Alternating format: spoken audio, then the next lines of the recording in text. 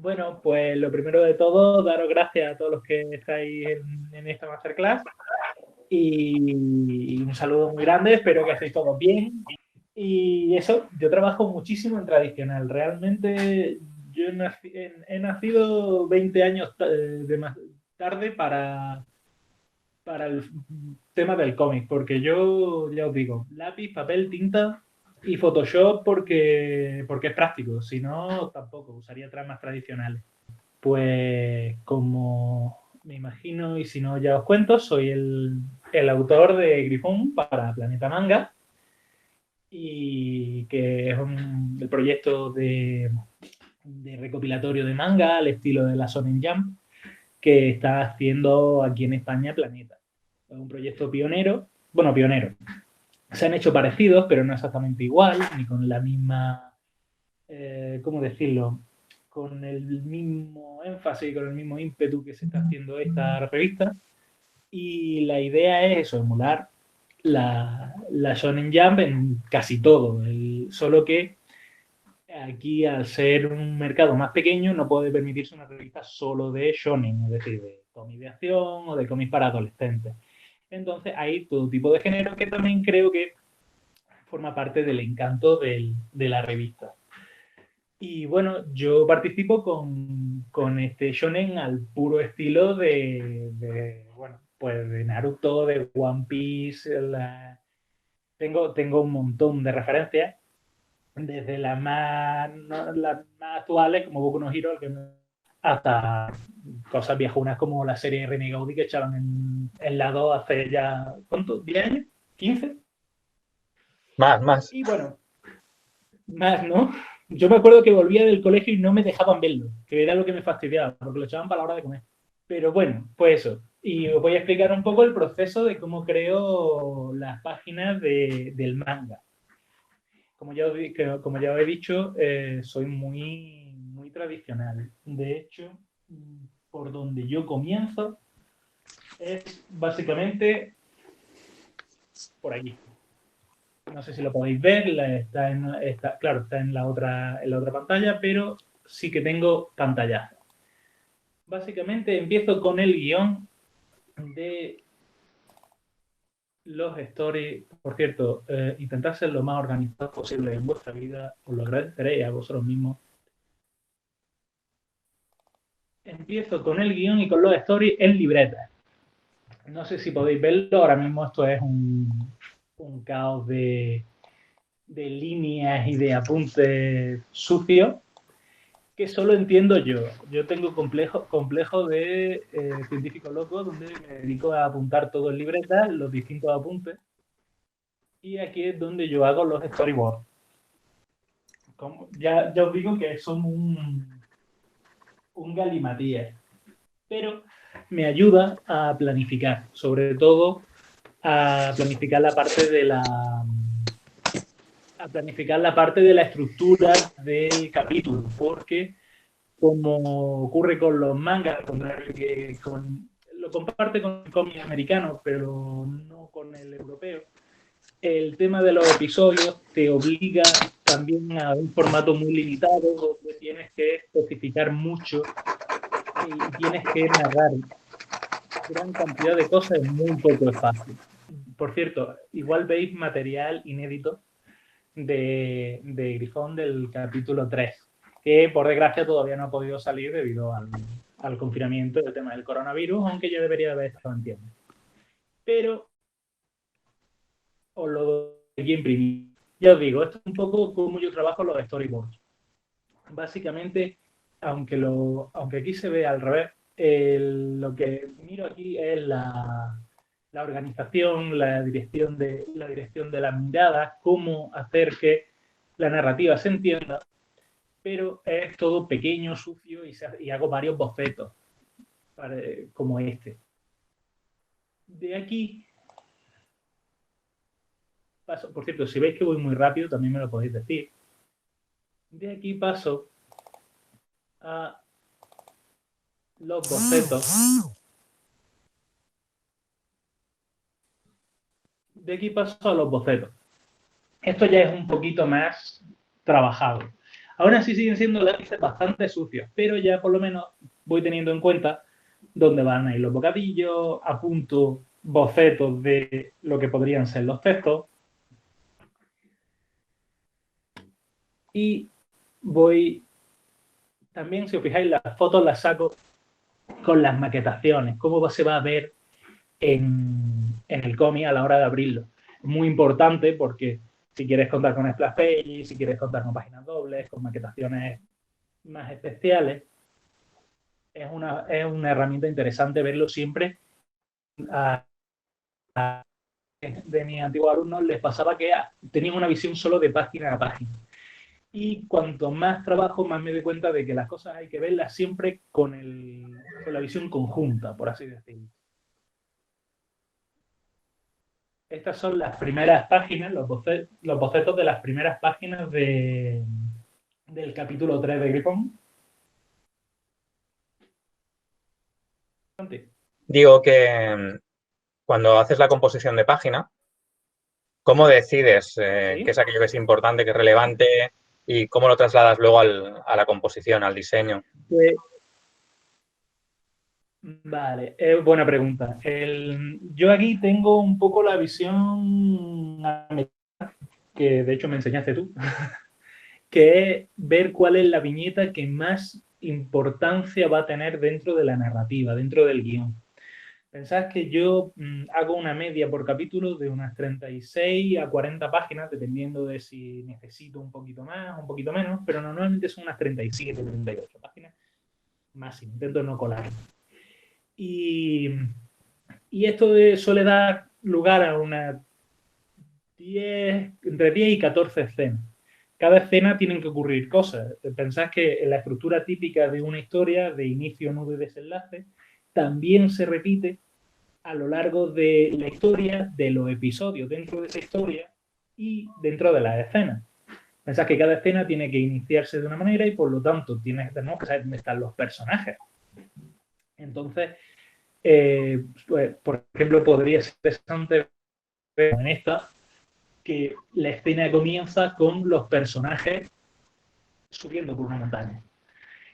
Entonces, claro, ya estructuro la escena. La escena puede durar normalmente entre 2 y 5 páginas. Intento que no sea más porque el ritmo narrativo es importante. Pensad que cuando estáis haciendo un cómic, lo primero y lo más importante, y lo remarco siempre, esto lo voy a poner en Photoshop, que a mí siempre me ha gustado hacer mucho. Muy buen mensaje, ¿eh, Luis? Muy buen mensaje. Básicamente. Dime. Digo que muy buen mensaje. Claro, es que esto le ocurre mucho a muchos alumnos. Pensad que vosotros cuando hacéis cómic estáis haciendo el cómic para que lo lean otros. Muchas veces, y a mí, y yo soy el primero, yo probablemente dentro de los profesores de la escuela soy de los más novatos y esto lo aprendes a base de caerte. Y es que tenéis que dibujar para que lo entienda todo el mundo. Si no lo entiende todo el mundo, sean lectores o no sean lectores de cómic, ya estáis teniendo problemas. Entonces, plantearos que lo que estáis haciendo tiene que entenderse y para eso cuenta pues el ritmo narrativo, que sea divertido. Pensad que por mucho que contéis historias para los demás, si no se divierten, no van a seguir leyendo. Y si no leen, pues ya dejáis de escribir, dejáis de hacer historias. Plantearos que eso es una de las cosas más importantes. Y aquí es donde entra el ritmo narrativo. El ritmo narrativo es básicamente cuando estáis viendo una película y la diferencia entre una gran producción de Hollywood, por ejemplo, pues no quiero entrar aquí, pero un Michael Bay en una escena de tiro puede ser todo lo tonta o todo lo... te puede gustar más o te puede gustar menos o lo que sea, pero tiene ritmo. No te vas a aburrir de ver tiros. Ahora, poneros una peli, no sé, de las típicas de los sábados en Antena 3. No por meterme con el género, pero a que es probable que se os haga más aburrida. ¿Por qué? Pues porque no tienen ritmo, les falta ese ritmo narrativo que hace que te enganche. Y esto en el cómic se consigue con escenas bien medidas. No tienen que ser ni muy largas ni muy cortas. Incluso plantearos, como mangaka, yo la primera pregunta que me surgió con esto es, vale, yo quiero hacer shonen. Los shonen sí, con John Wick no te aburre, eso seguro. Yo, por ejemplo, quiero hacer, ¿qué te digo? Un shonen de palos, de hostias. Dragon Ball. Vámonos a la base. Vale, es que la pelea contra Freezer dura lo que dure, no lo sé. 2 tomos, 16 capítulos me parece que conté. 16 capítulos de combate, pero hay una tensión narrativa en cada capítulo. Ocurren cosas. Y son todo pequeñas escenas que podéis perfectamente coger e ir dividiendo. Por ejemplo, pues, ¿qué te digo yo? De repente Goku está ganando. Esto en las películas de Indiana Jones se ve muy bien. Cómo hay picos de tensión. Pues todos esos picos se pueden ver con la cantidad de páginas que le dedicáis a vuestra época. Sigo por aquí enseñando, que esto ahora. Luis, esto que estamos viendo algún ejemplo de... Es un tema más técnico. No sé si me oyes. Que Laia preguntaba si lo que estábamos viendo era en formato DIN A4, ¿no? ¿Trabajas tú normalmente todo lo que estamos viendo ahora? Sí, yo trabajo en formato DIN A4. La Planeta Manga es un formato bastante básico. Entonces, lo que hago es que trabajo en DIN A4, respetando luego que voy a tener espacio en blanco, respetando los bordes, y luego esto, una vez entintado, lo pasaré a digital y le haré algunos arreglos. Pensad que esto, luego, a lo mejor esta viñeta de aquí, que estáis viendo, esta grande, a lo mejor luego va a sangre, que de hecho creo recordar que al final la dejé a sangre. Entonces lo que hago es que con la tinta ya voy repasando y en digital hago algunos arreglos. Por ejemplo, aquí esta la podéis ver remarcada, pero luego la dejé directamente sin viñeta, va en blanco todo. O esta que es directamente una splash page doble, que es todo a sangre.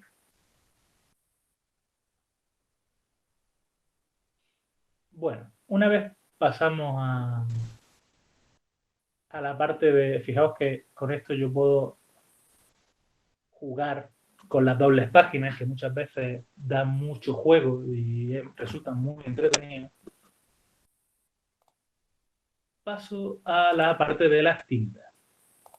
La parte de las tintas también lo hago en tradicional. Laia también pregunta eso, ¿no? Que una vez tienes esa composición, el cómo decides dentro de la composición de las viñetas. Supongo que se refiere a esa estructura. Como os he enseñado la doble y hablabas del tiempo dentro de esas varias páginas, es lo que decías, ¿no? Te centras en lo más importante y esa es la viñeta principal y luego ya el resto. Vale, sí, entiendo. Es que a veces, perdona Laia, se me va y empiezo a hablar de otros temas. Pues básicamente lo que necesito es una viñeta, escoger una, la que va a ser lo importante. Por ejemplo, en esta página que estáis viendo, a nivel de texto hay un conflicto entre dos personajes. Y la protagonista decide cortar por lo sano. Están en una situación complicada en la que tienen que sobrevivir como sea y lo importante aquí, aunque estamos hablando de la trifulca entre los tres, estamos desarrollando una especie de relación entre estos tres personajes y la que va a poner paz entre ellos es la protagonista. Esa es la viñeta importante. El resto es lo que yo daría por conocer como viñeta narrativa. Por ejemplo, los que hayáis dado clase con Santi y con Mariano habrán hablado de la viñeta del dinero, que se habla mucho en Estados Unidos, que es la que de verdad, por así decirlo, la que se lleva el esfuerzo grande o la que resulta impactante para el lector. En este caso, esta página me sirve de ejemplo, esta de aquí abajo. ¿Por qué? Pues porque la puedes hacer destacar de varias formas. Por ejemplo, va a sangre, los personajes sobresalen de las viñetas. Voy a acercarlo un poco. Fijaos que soy súper tradicional. Esto está todo absolutamente recortado y pegado en la página porque no me convenció el primer boceto. Pero hago que sobresalga de la viñeta. Esto le da un dinamismo y le da una fuerza a la viñeta que no se la va a dar que se la podéis dar de varias formas. Por ejemplo, inclinando a las líneas de las viñetas si fuese una escena más de acción, o de cualquier otra forma. Fijaos que también es un plano a cuerpo completo, mientras que el resto son planos cortados, solo para ver un momento la expresión de ellos. Y en esta decido que es importante que se sepa que la protagonista está saliendo del agua y que el resto están en la orilla. La sensación que le está dando toda la conversación que va a haber después, puesta en bocadillo, y cómo se lo está tomando la protagonista, y resolución. Fijaos lo que os he dicho del ritmo narrativo. Al final es un inicio, un nudo y el desenlace, que es el protagonista se le hinchan narices, se prende en llamas y les para a los dos que están discutiendo cuando no tienen tiempo para ello. Sí, Iván, es una viñeta recortada y pegada. Ya os digo que soy muy tradicional. Esto luego en digital lo arreglo con cuidado, pero yo personalmente tardo menos en redibujar a lápiz, remaquetar a lápiz, porque al fin y al cabo es el mismo formato, recortar con el cúter y pegarlo, que ponerme en digital a reparar. Sí, sí. Tengo la idea, y esto siempre lo he defendido cuando estaba allí en Barcelona dando clases, que el digital es una herramienta muy potente, pero que si un personaje no te convence, una escena no te convence a la hora de composición o de que los personajes estén desproporcionados, el digital es más complejo que soluciones. Yo prefiero rehacer y pegar a lo bruto.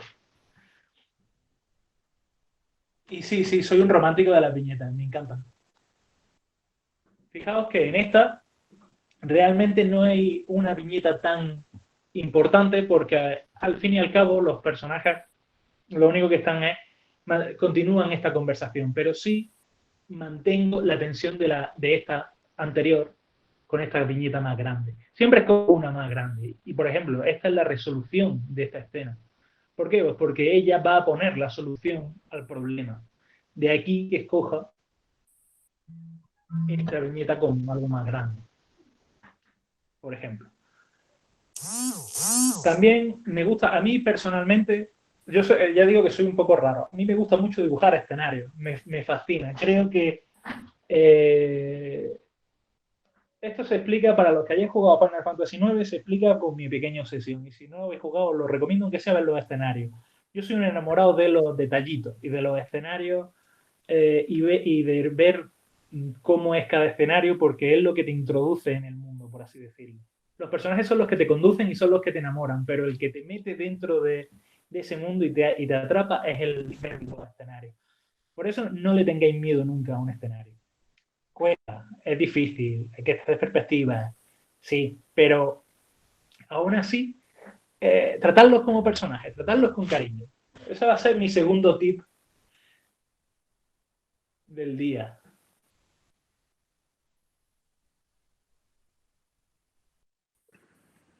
Bueno, Luis, que ¿Sí? tú cuando estabas haciendo clases, tú nos dijiste, porque no sé quién dijo que le costaba mucho y tú dijiste que dibujáramos escenarios hasta que nos enamorásemos del propio escenario. Es una cosa que sí que lo recomiendo.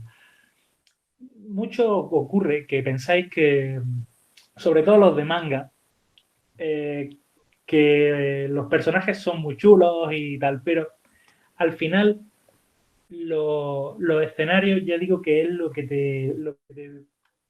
va a ayudarte tanto a que se entienda bien dónde está sucediendo las cosas, como al tono de la historia, si es más fantasy, si es menos. Al final en los videojuegos, los que jugáis a videojuegos, el personaje se ve pequeño. Lo que os pasáis más tiempo viendo escenarios. Entonces, sí, creo que me autodefiendo ahí. Tenéis que encariñaros de vuestros escenarios. Si no es, sin el cómic que estáis haciendo, los escenarios no os llaman, algo falla en el guión o en la motivación. Siempre tiene que haber algo, un detalle. Yo, por ejemplo, lo decía mucho en clase, meted extras que sean colegas vuestros o compañeros de clase. o escenarios que os evoquen a vosotros o que os hayáis estado en viaje. Viajad para conocer más escenarios. Eso siempre mola un montón. Bueno, estos son, como ya os estaba enseñando, las cintas a los guarros recién escaneadas. Ya, fijaos que muchas veces las redibujo en papeles sueltos donde hay algún boceto guarro y cosas por el estilo. Por aquí también me estaban preguntando que cómo decido dejar fondo blanco o cuándo dibujar los fondos. A ver, esto te lo estaba diciendo antes, Iván, en la otra conversación. Yo soy partidario de dibujo un escenario que mole un huevo y que la gente se quede con él y que digan, vale, esto ocurre en una playa con trozos de metal de una nave que acaba de reventar en el capítulo anterior. Y luego ya te puedes permitir no dibujarlo más veces, o al menos solo intuirlo. Coge y aquí, en este es el mismo escenario. Pero yo estoy aquí simplemente dibujando un poquito de hierba, luego añadiré elementos solo con los grises, pero este mismo elemento de aquí que sale al fondo ya ha salido en las anteriores viñetas, por lo tanto ya estás intuyendo dónde están. Luego ya os podéis permitiros, fijaos que soy el loco de las viñetitas. ¿Y cómo dejar las viñetas en blanco? Yo sobre todo dejo viñetas en blanco cuando lo que me importa es lo que van a decir los personajes o la onomatopeya que va a salir. Por ejemplo, hay una escena de acción muy bestia. Ahí sí, solo me interesa ver el cuerpo de los personajes y si está arreando un martillazo a un personaje a otro o le está arreando un puñetazo, a mí lo que me interesa es ver la onomatopeya muy bestia.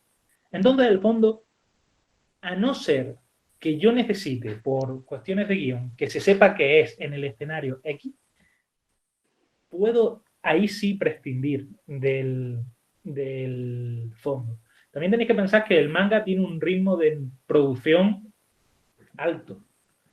Yo intento hacerme 2 páginas diarias. Este último episodio en el que yo estoy, que ya estoy empezando el 6, un poco más lento porque me pilla un cachorro y me tiene un poco desesperado.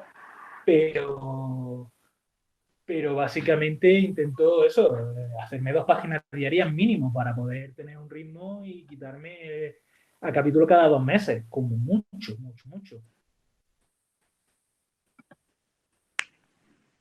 Bueno, y ahora os voy a enseñar un poquito el resultado cuando ya le meto grises, los bocadillos, que vendría siendo esto. Estas primeras páginas que os he enseñado. Realmente no le pongo trama como tal porque me hacen el efecto Moiré que no me acaba de hacer mucha gracia y como no lo controlo prefiero ir rápido y lo hago con grises completos. Pero esto es un poco el resultado. David comentaba eso, ¿no? ¿Sí? Que los trucos que les explicaste en clase de cómo enriquecer los fondos, todo el tema de las texturas, las particulitas y esto. Y has saltado, sí, que veíamos estas páginas donde además tenías el entorno y en este caso el tema del agua, y has saltado también al tema de los grises. Eran 2 cosas que siempre sueles utilizar para centrar mucho la atención ahí donde toca, donde está la acción.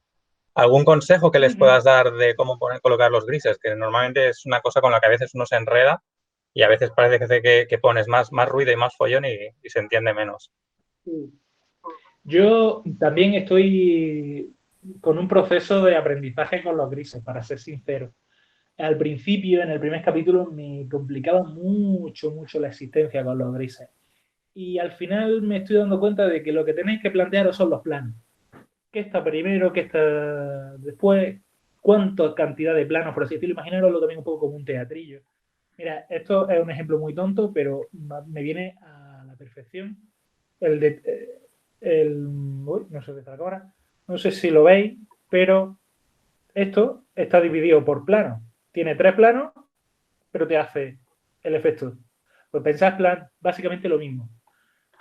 Una vez tenéis claro qué es primer plano, segundo plano, tercer plano, cuarto plano, si hace falta, empezáis a plantearos dónde pueden ir los grises. Y luego también reforzar. Por ejemplo, son cuestiones también de diseño. Noha, la protagonista de Grifón, tiene la piel oscura, porque todos los Ifrit tienen la piel oscura. Pero a mí me ayuda, porque de hecho no hay muchos Maifri principales o que salgan en muchas viñetas. Por lo tanto, se sabe que aunque salga pequeñita, la que tiene la piel oscura es Noha. Y es meterle a lo mejor, ¿qué te digo yo? Un gris con a un 20% de opacidad. O un negro a un 20%, el gris de un gris específico que tengo yo escogido, por ejemplo. Y fijaos que que cada vez uso los grises con más cuidado, por así decirlo. Genero un poco de ambiente al agua, a las sombras. Voy a acercar un poco. Uy, un poco mucho. Pero genero un poquito de sombra, la piel de ella, los tatuajes de Antorcha. Y genero un poquito de luz. Pero ya está. Cada vez lo uso con más cuidado. Y también para ¿cómo decirlo? Para la sensación que quiero dar. Es mucho más fácil en grises, claramente, que a color. Si yo quiero dar la sensación de que es de día y que hay un sol de justicia, igual habría recortado a Noja y le habría puesto más luz por encima. Entonces se habría quedado solo con un halo del color de su piel. O cuando ella se prende en llamas, que son pequeños detallitos de Grifón, solo dejo la zona central del cuerpo en gris porque el resto lo pongo como si se iluminase.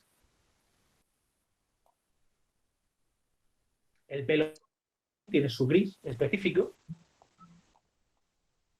Siempre. Aquí lo veis muy claro, pero porque luego en imprenta siempre se verá más oscuro. O, por ejemplo, para intuir escenarios también es muy práctico. Fijaos que aquí simplemente esto es con el lazo, no tiene tampoco mucho misterio. Pero no sé si se está viendo en la pantalla. Sí, aquí. Ahora recargado. Esta parte de aquí, perdona, que a veces la conexión. Esta parte de aquí es simplemente para intuir el escenario. Recortado con el lazo, no tiene más misterio. Mientras que lo que sí que os decía de generar profundidad, lo hago en esta zona de aquí es más oscura, incluso me llegué a plantear ponerla en negro, pero me peleaba con el negro del pelo de la protagonista en esta viñeta. Entonces lo pongo con un gris más oscuro y esto lo sigo intuyendo con un gris un poquito más claro. También tenéis que tener cuidado con la composición porque los grises tendréis que contarlos, pero esto ya son trucos más de ir pifiándola, por así decirlo, y aprenderéis esos trucos. Por ejemplo, ahora que lo veo, esto me habría gustado ponerlo más oscuro, pero bueno, también tenéis que producir, no... mira, ya que estoy, otro tip. Cuando os dedicáis al cómic, chicos, esto es ley. Yo soy el primero que redibujo un montón. Y tengo dudas, y me equivoco, y tengo miedo, y me como la cabeza muchísimo. Yo soy, además, de esos que se pega 8 horas trabajando perfectamente en casa y luego llegan las 2 de la mañana, me despierto diciendo, oh Dios mío, esa página es una mierda. Y me levanto y me pongo a arreglarla, ¿vale? Y aún así me repito mucho esto, porque pensás que estuvieseis haciendo un manga que tuvieseis que hacer 40 páginas mensuales, o bueno, o como hago yo cada 2, no llegáis, tenéis que, no os dan las manos, vosotros no sois, si os gusta el manga, no sois Eiichiro Oda que tiene a 6 tíos echándole un cable para hacer One Piece todas las semanas. Entonces, esto es muy práctico, ¿vale? Esta os digo yo que os la pongáis a fuego. Bueno, yo me acuerdo cuando un día estaba yo peleándome con un personaje, en plan, con la estructura del cuerpo de un personaje. Y básicamente la imperfección hace la perfección, me dijiste. También, es decir, muchas veces el que tenga el ligero, por así decirlo, desperfecto. Cuidado también con esto. No os vayáis un brazo, un montón, o lo que sea, pero a veces sí, da ese puntillo. A mí, por ejemplo, es lo que me pasa con lo que me peleo mucho con el digital. Muchas veces veo que que como puedes arreglarlo tanto, al final, esto lo decía Juanjo Guarnido, lo escuché en una charla que dio, el miedo a cagarla hace que las cosas salgan mejor. Y a mí me gusta mucho esa idea. Entonces, si puedes arreglar demasiadas cosas, al final queda impersonal. Hay que tener cierto cuidado, hay que saber hacer lo que es, tienes que saber lo que te hace, pero hay detalles que no tienes, que igual solo te das cuenta tú, que sabes que están ahí y le dan rollo a tu dibujo. También con cuidado, ¿vale? Esto hay que tomarse con mucho respeto, ¿vale? Esto es solo consejo para gente que llega a cierto punto. Que luego me viene alguien con una desproporción de la leche y me la lían. Bueno, fijaos, chicos, que muchas veces también para simplemente para guiar de forma muy sutil la lectura. Yo podría haber puesto la sombra, esta aquí, que genera este árbol, podría haberla puesto de 1000 formas, pero la lectura siempre va en esta dirección. Por lo tanto, decidí que recortase de esta forma. Genera una lectura que casi no se ve, pero que está ahí. De hecho, toda la composición ayuda, por así decirlo. Aunque luego lo importante esté aquí, pero todo ayuda a que vaya hacia abajo. Incluso el orden de los bocadillos. De hecho, el orden de los bocadillos es una cosa bastante importante que todavía estoy aprendiendo a gestionar. En todas las páginas ¿Sí?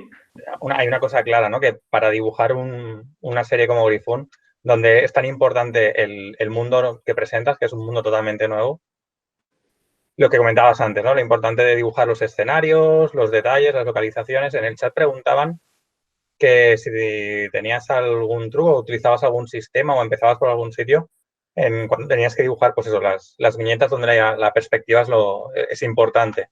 ¿Algún truco en las viñetas en las que la perspectiva es lo importante? O proceso, más que truco, ¿cuál es tu proceso, ¿no? Cuando el escenario también es protagonista, ¿cómo escoges el punto de vista?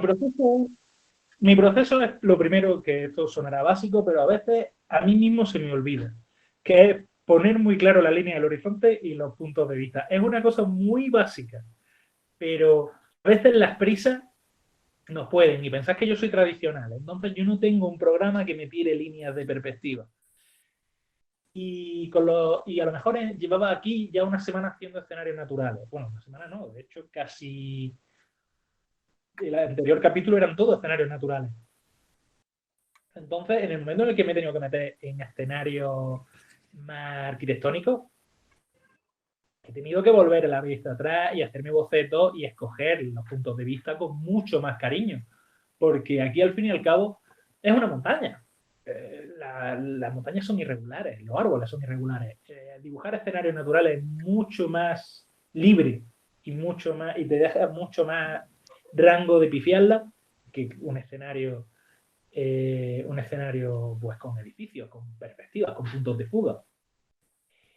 Y luego, sobre todo, algún consejo, no tenerle miedo, ¿vale?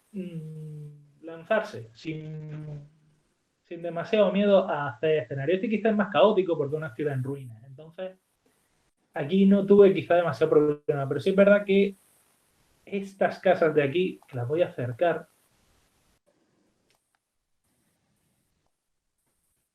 que aquí son un pequeño amasijo, pero solo el hecho de tener que hacer los tejados estos, pues tuve que dedicarle un rato.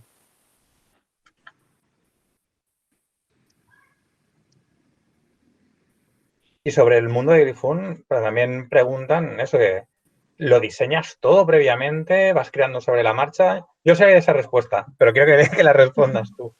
A ver, ¿qué hay detrás de todo ese diseño para ese mundo? Santi ya lo sabe, muchos de vosotros igual ya lo sabéis porque habéis sido alumnos míos y lo habéis visto, pero yo para diseñar Grifón me he pegado 10 años desarrollando el proyecto. Desde que estaba en la universidad,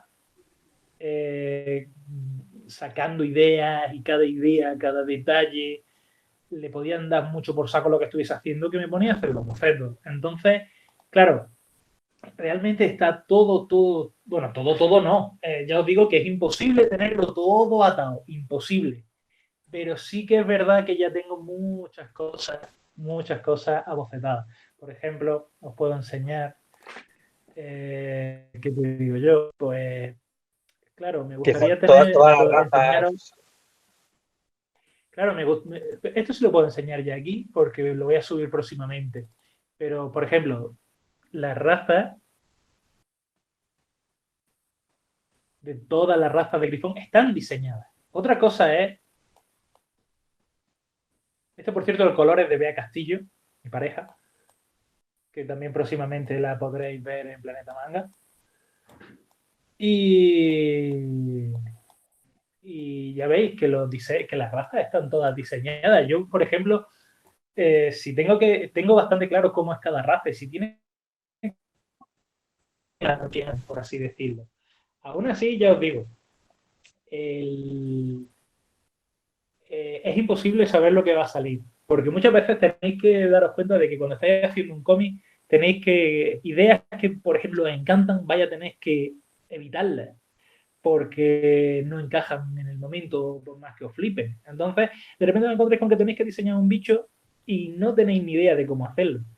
Y claro, no sé si podéis ver la otra pantalla donde se me ve a mí, pero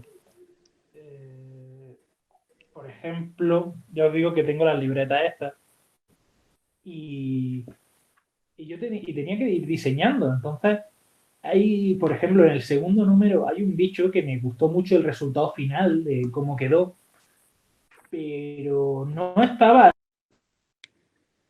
Entonces tuve que rediseñar, tuve que pararme expresamente a hacer todos los bocetos y de ahí voy a sacarme yo seguramente media no, una página entera solo de concepts de insectos, cuando hice al bicho que se enfrentan a la mitad del capítulo 2. Yo os digo que, por ejemplo, con las razas, sí que las tengo bastante claras. De hecho, podéis ver tanto los personajes más, cómo son las razas con la pantonera. Tengo escogido hasta el pantón de cada raza, tanto de chicos como de chicas.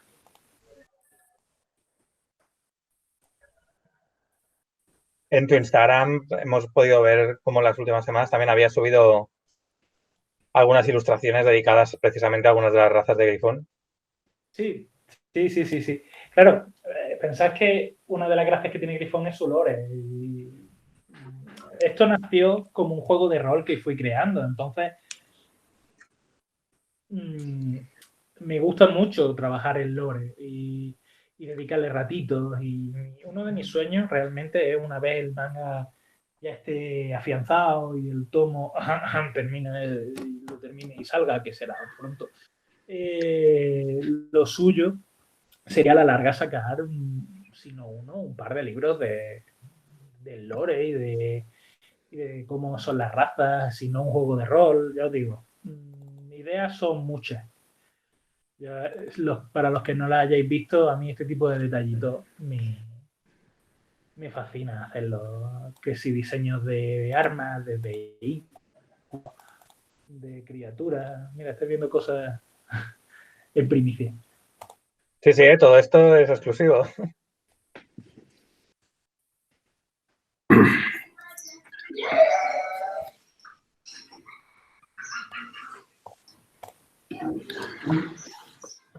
No sé, alguna preguntilla más, alguna cosa. Voy revisando el chat. Yo tengo carrete para rato. Puedo poner una página y ver cómo hago el proceso de colocación de bocadillos, de grises y de... Preguntan si crees que se adaptaría bien a una serie animada, Luis. Bastante, seguro. Yo sí, yo lo creo. Yo lo creo, lo espero y lo pido. Me gustaría mucho. Lo único es que, claro, ¿con quién, cómo y de qué forma? Eso también hay que tener cuidado, pero claro, a mí me encantaría hacer una serie de animación de esto. ¿Pero qué es? ¿Una especie de mantis rara con...? Sí, esto yo, mi sistema para crear criaturas, esto lo habéis visto allí en Barcelona, es la clase que doy en todos los salones del cómic y todos los salones del manga, cómo crear criaturas. mi idea era hacer una especie de insecto leñador. Y a partir de ahí, pues me fue a una mantis, pero con cosas de avispa. Le metí pelaje, no sé por qué, me parecía chulo. Luego me vi los diseños de las armas del Final Fantasy VII, las armas Omega, o las armas Rubí, perdón, y este tipo de bichos, y dije, ostras, de aquí se pueden sacar ideas guay. Yo pensaba que bueno, pues, hay una película que básicamente es como una orden de insectos, que hay unos insectos como que vuelan, bueno, aéreos, que son muy parecidos. sí, bueno, a ver, tampoco, tú piensas que esto también podría ser un Scyther a mi rollo de Pokémon, es decir, que al final las criaturas... Claro, estás poblando todo el mundo y hay un montón de referencias. Ramón preguntaba también si eres mucho de dar paseos por la montaña, por la naturaleza, de dónde sacas tantas ideas. Pues mira, la verdad es que cada vez más, porque desde que estoy en Granada, como tengo la suerte de tener Sierra Nevada aquí al lado, pues sí que aprovechamos y de hecho estoy deseando que me dejen volver a salir al campo y a hacer excursiones y sacar fotos. La verdad es que sí, me apetece mucho, mucho, mucho. Y creo que no me van a tirar las piernas después de 2 meses comiendo y dibujando. Entre los diseños, por ejemplo, también los cancerberos que nos habías enseñado ahora. ¿Cómo? Que no sé si puedes recuperar los cancerberos que habías enseñado rápidamente también. Los wargos. He decidido que al final, como los lobos son los que se domesticó para que saliesen los perros, aquí en Grifón van a ser los wargos directamente. Y estoy diseñando wargos chihuahua y mierdas por el estilo. Sí, esto es que cuando te pillas un perro, de repente te da por dibujar perros. Preguntan también por algo que es constante en tu trabajo, que le da mucha sensación de identidad, que es el nombre y el logo. Porque precisamente casi siempre en toda la obra la vemos acompañada, vas poniendo siempre el logo en todas partes, que además es un logo gráfico, que lo vemos luego también en los uniformes del ejército de las unidades de Grifón. Si nos explicas un poco de eso. A ver, yo he de decir que aquí en Granada, antes de ir a hacer el curso que hice de cómic aquí en Granada, luego me fui a Barcelona, a Bajoso, yo lo único que tenía parecido a algo de que no fuese Bellas Artes, que en Bellas Artes no te enseñan a dibujar cómics, era diseño gráfico. Entonces yo hice un curso de diseño gráfico y ahí me enseñaron el gusto por las tipografías. Admito que dentro de mi círculo de amistades aquí en Granada, que son muchos diseñadores gráficos, Bea tiene, mi compañera, mi chica tiene bastante más formación que yo como diseñadora gráfica, pero le tengo cierto gusto al lettering, más que hacerlo, porque a mí me cuesta, pero sí le tengo mucho gusto. Me gusta mucho el tema de jugar con las tipografías. Creo que las tipografías son importantes y los letreros son muy importantes. Y entonces me gusta mucho hacer mis pinitos de diseño gráfico y jugar con las tipografías. El de Grifón es bastante viejo, la verdad. Le hice un pequeño rediseño cuando terminamos de vender el proyecto, pero porque, a ver, en alguno en el que se ve en este concepto de antorcha, por ejemplo, las puntas del logotipo eran mucho más cortas y eran mucho menos agresivos. Y pensé que si iba a ser un shonen, que puñetas, vamos a un poco de rollo al logo. Y le añadí estos extremos que creo que le dan una sensación pues, más de acción, de aventura. Y, por ejemplo, estoy en proceso de, lo que pasa es que esto es tiempo y yo no lo tengo, de crearle una tipografía a cada raza. Me encantaría, pero claro, eso es un tiempo del que no dispongo. La verdad es que sí que le tengo bastante gusto a la parte de diseño. También, por ejemplo, me gusta mucho, si no me estuviese dedicando a esto, me habría gustado, por ejemplo, dedicarme Sí, lo que pasa es que me falta el conocimiento, pero hacer user interface para videojuegos me mola mucho. Es una cosa que me llama mucho la atención.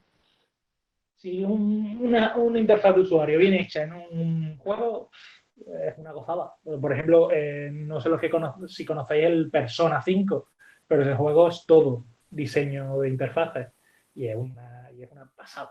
Es espectacular, es un gustazo. Es una pasada el trabajo de eso. Meterse en el menú de ese juego es la leche. Pues, oye Luis, de verdad, muchas gracias por la sesión. Como siempre, súper preparada.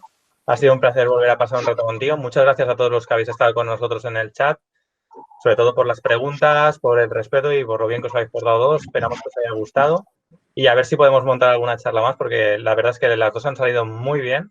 Hemos quedado todo el mundo muy, muy contento. Nada, repetiremos pronto si queréis. Un abrazo a todos.